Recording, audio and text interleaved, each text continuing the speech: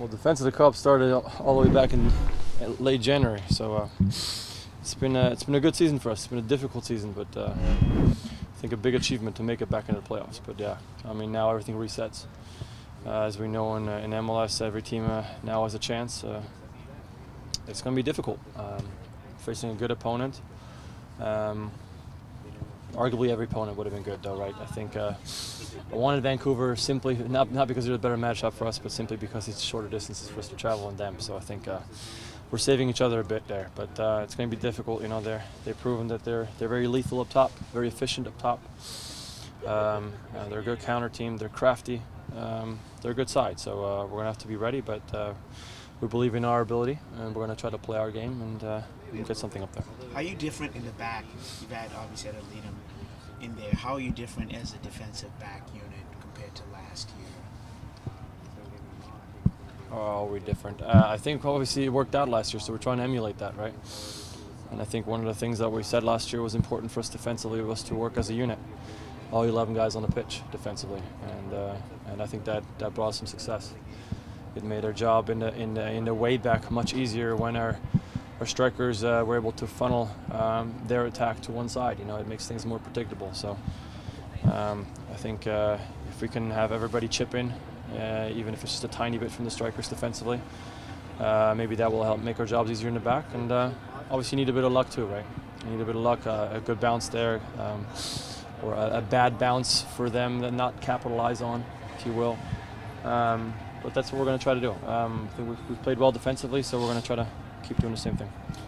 Vancouver showed last night that they're a very clinical team in set pieces. From your position, is there any videos, studying, or anything like that in the way certain players kick the ball or certain set pieces to get ready for that?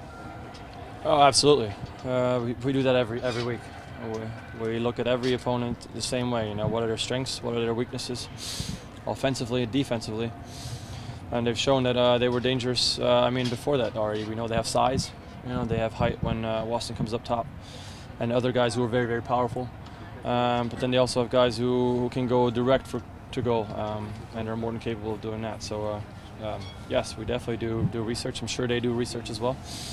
You'd be a fool not to. What do you think of Cascadia going 1, 2, 3 in the West this year, and kind of just what that says about soccer in this region to have all you guys up there in the playoffs?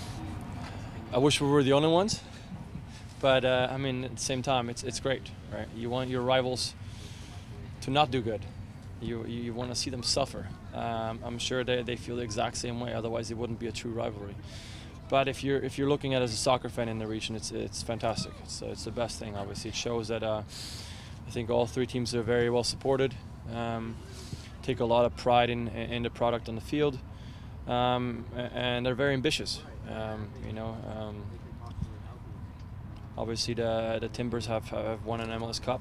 We've won one now as well, and I'm sure Vancouver wants to win one now as well. So it's only going to be better for the nation, I think. Obviously for Canada as well, in terms of getting climates where there's a really, really strong rivalry in the area, not just some fabricated, you know, U.S. versus Canada, but really something where you're vying for dominance in your area.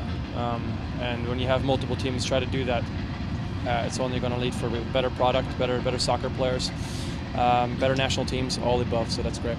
Steph, you have quite a few newcomers from last season's title-winning team, guys like Victor, Nuhu, Kelvin.